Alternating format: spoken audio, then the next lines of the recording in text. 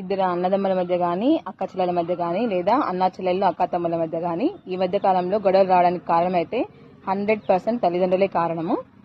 ఇది వినడానికి కొంచెం కష్టంగా బాధగా అనిపించినా నిజాన్ని యాక్సెప్ట్ చేయాల్సిందే. పిల్లల్ని బట్టి అన్నం పెడితే బాగుంటుంది కానీ ఆస్తిపాస్తులు మాత్రం సమానంగానే పెట్టాలి. ఇచ్చేవాడిని ఇస్తే సచ్చేవాడుకు లేసేస్తాడని ఒక సామెత ఉంది. నువ్వు ఎప్పుడైతే సంపాదించుకోలేని వాళ్ళకి ఎక్కువ, సంపాదించుకునే వాళ్ళకి తక్కువ ఇస్తావో అక్కడే డిఫరెన్సెస్ వచ్చేస్తాయి అనమాట. సో అంటే సంపాదించుకునేవాడు సంపాదించడం మానేస్తాడు, సంపాదించుకోలేని వాడు సంపాదించుకోవడానికి ట్రై చేయడం మానేసి తల్లిదండ్రుల మీద ఎప్పుడు అది చెప్పి వీళ్ళ మీద డిపెండ్ సంపాదించే వాళ్ళ మీద పడి ఏడ్చడం మొదలు పెట్టారనమాట. సో కాబట్టి తల్లిదండ్రులు మీరు చచ్చే లోపల పావలా ఇస్తారా, 10 రూపాయలు ఇస్తారా ముఖ్యం కాదు, ఇచ్చేదాన్ని సమానంగా ఇచ్చి అన్నదమ్ముల మధ్య అక్క చెల్లెల మధ్య గొడవలు లేకుండా చేయడానికి ట్రై చేయండి. లేదా పెద్ద కొడుకు పెద్ద కూతురు కుంటి వాళ్ళు అనుకుందాము, అంటే కాళ్ళు లేదనుకుందాం, వాళ్ళకి కట్టి సహాయంతో ఎలా నడవాలో నేర్పించాలి. కానీ ఆ కుంటి వాళ్ళని 2 కాళ్ళు ఉన్న వాళ్ళు ఎత్తుకొని